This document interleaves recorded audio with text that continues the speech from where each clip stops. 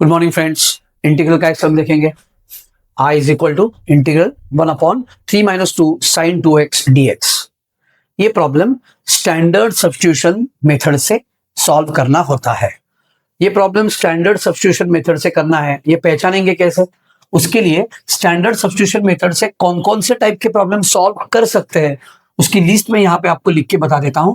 अगर दिया हुआ problem a + b sin 2x dx या तो फिर integral a - b 1/a - b sin 2x dx या तो फिर integral 1/a + b cos 2x dx या तो फिर integral 1/a - b cos 2x dx या तो फिर सबसे लास्ट वाला type 1/a cos 2x plus और minus b sin 2x plus और माइनस c dx।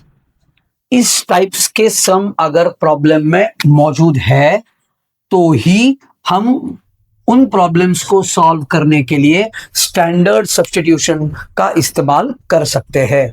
प्रॉब्लम पहचानने के लिए आपको 1 2 3 4 5 ये 5 जो मैंने लिखे हुए हैं, इनमें से किसी भी एक टाइप का प्रॉब्लम आपको अगर दिया हुआ प्रॉब्लम इस प्रॉब्लम से कंपेयर करके अगर आपको ऐसा समझ में आता है कि ये जो दिया हुआ प्रॉब्लम है वो इन्हीं में से किसी एक टाइप का है, तो सॉल्व करने का तरीका होता है, उसे बोला जाता है इंटीग्रेशन बाय स्टैंडर्ड सब्स्टिट्यूशन। तो कैसे करना है प्रॉब्लम? मैं लिखूंगा let tan x is equal to t। तो यहाँ पे 2x sin 2x की मौजूदगी है, तो उसके जगह पे मैं लिखूंगा sin 2x is equal to 2t/1 + t²। और dx के जगह पे हो जाता है dt/1 + t²। ये तीनों सब्स्टिट्यूशंस अगर मैं प्रॉब्लम में करूं तो प्रॉब्लम कुछ इस तरीके से दिखेगा। I am going to write on substituting we get I is equal to integral 1/3 - 2 as it is. sin 2x के जगह पे लिखता हूं 2t/1 + t² इंटू dx के जगह पे लिखता हूं dt/1 + t²। उसके अगली वाली स्टेप क्या करूंगा मैं? उसके अगले वाले स्टेप में मैं लिखूंगा I is equal to integral 1/, यहां पे क्रॉस मल्टीप्लीकेशन करता हूं 3 into bracket 1 + t² minus 2 into bracket 2t whole divided by 1 + t² into dt/1 + t²।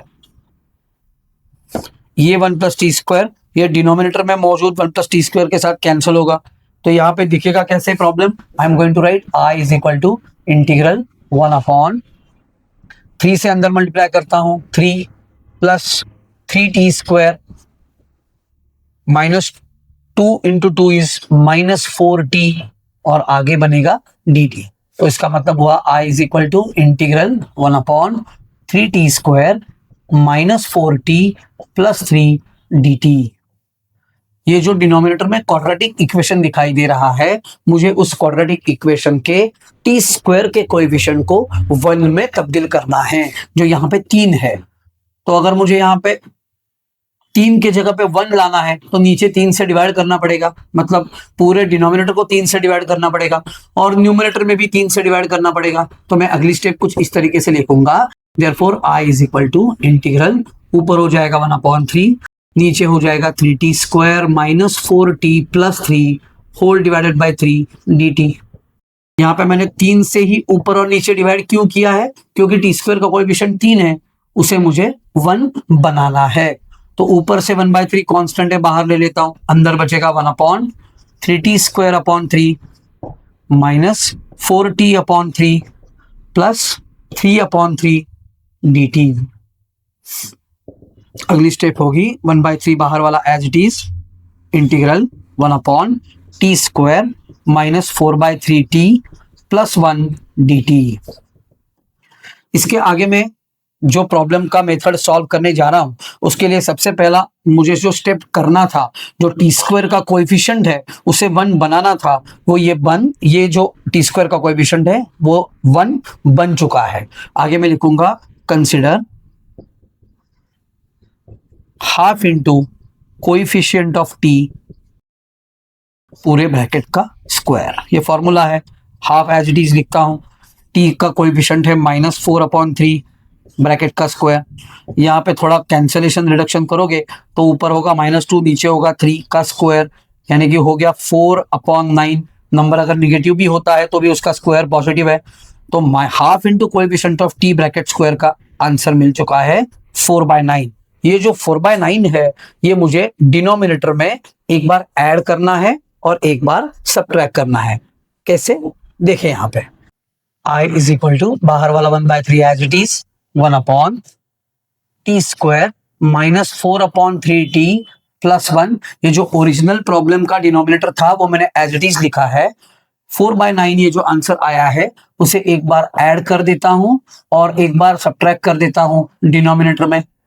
आगे वाला dt तो बरकरार है, therefore I is equal to 1/3 as it is integral 1 अगली स्टेप क्या करूंगा मैं, टी स्क्वायर वाली जो टर्म है वो पहले लिखता हूं, टी वाली जो टर्म है उसी के बाजू में लिखता हूं, और मैंने ऐड की हुई जो टर्म है 4/9 वो उसके बाजू में लिखता हूं। क्या किया मैंने, टी स्क्वायर वाली टर्म, टी वाली टर्म और ऐड की गई टर्म, ये तीनों टर्म्स मैंने एक के साथ एक लिख दी है, और जो बचे हुए दो टर्म्स है उनको लास्ट में लिख देता हूं, +1 -4/9 dt। ऐसा क्यों किया मैंने, ताकि मैं अगला स्टेप लिख सकूं, integral I is equal to 1/3 integral 1 ये जो पहले तीन टर्म्स है वो किसी ना किसी ब्रैकेट का स्क्वायर है। वो कौन से ब्रैकेट का स्क्वायर है पता करने का सबसे आसान तरीका होता है, टी स्क्वायर का स्क्वायर रूट पता करो, टी है। तीसरी वाली टर्म, ये पहली टर्म है, ये दूसरी टर्म है, ये तीसरी टर्म है। तीसरी वाली जो टर्म थी, जो मैंने ऐड की हुई टर्म है, उस टर्म का स्क्वायर रूट पता करो जो 2/3 है। और बीच वाले टर्म का सिर्फ साइन देखो, यहाँ पे माइनस है इसलिए मैंने माइनस लिखा, यहाँ पे अगर प्लस हुआ होता तो मैं प्लस लिखता ब्रैकेट का स्क्वायर। यानी कि ये पहला टर्म, दूसरा टर्म, तीसरा टर्म मिलके जो तीन टर्म्स है वो इस ब्रैकेट का स्क्वायर है। प्लस यहाँ पे तो क्रॉस मल्टीप्लीकेशन होगा, 9 - 4 होल डिवाइडेड बाय 9 dt। तो इसका मतलब अगली स्टेप होगी I is equal to 1/3 as it is integral 1/t -2/3 bracket का स्क्वायर प्लस 9 - 4 बनता है 5/9 dt। अगली स्टेप क्या होगी, I is equal to 1/3 as it is integral 1/t -2/3 bracket का स्क्वायर एज इट इज लिखता हूं, प्लस 5/9 किसका स्क्वायर है, √5/3 द होल स्क्वायर है dt। तो इसका मतलब ये प्रॉब्लम कुछ इस तरीके से दिखने लगेगा, 1/x square plus a square dx। Integral 1/x square plus a square dx का फॉर्मूला क्या होता है, इवेल्यूशन क्या होता है, 1/a tan inverse of x/a plus c। अगर इस फॉर्मूला का मैं यहाँ पे इस्तेमाल करूं तो प्रॉब्लम कुछ इस तरीके से दिखेगा।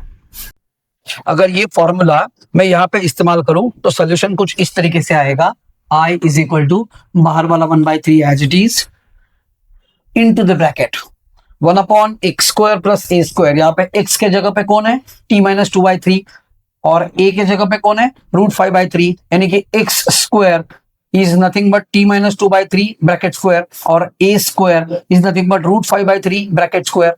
तो इसके जगह पे आंसर हो जाएगा 1/a। a कौन है, √5/3 into tan inverse of x/a। x के जगह पे कौन है, t -2/3 अपॉन a के जगह पे कौन है, √5/3, लास्ट में आएगा plus c bracket close. Therefore I is equal to ये तीन, ये वाले तीन के साथ चला जाएगा तो बचा 1/√5 tan इनवर्स ऑफ, ऊपर क्रॉस मल्टीप्लिकेशन के जरिए कुछ इस तरीके से दिखेगा, 3t - 2 whole divide by 3 upon √5/3, last में आएगा प्लस c। इसका मतलब दिए हुए प्रॉब्लम का फाइनल आंसर बन गया 1/√5 tan इनवर्स ऑफ, ऊपर होगा 3t - 2, नीचे होगा √5, ये तीन इस तीन के साथ चला गया, लास्ट में आया प्लस c। मैं t की वैल्यू रीसब्स्टिट्यूट कर देता हूं तो फाइनल आंसर बनेगा 1/√5 tan inverse of 3 times t। कौन, मैंने t किसे माना था, tan x को माना था, -2 होल डिवाइडेड बाय √5 प्लस सी, मतलब दिए हुए प्रॉब्लम का ये फाइनल आंसर है।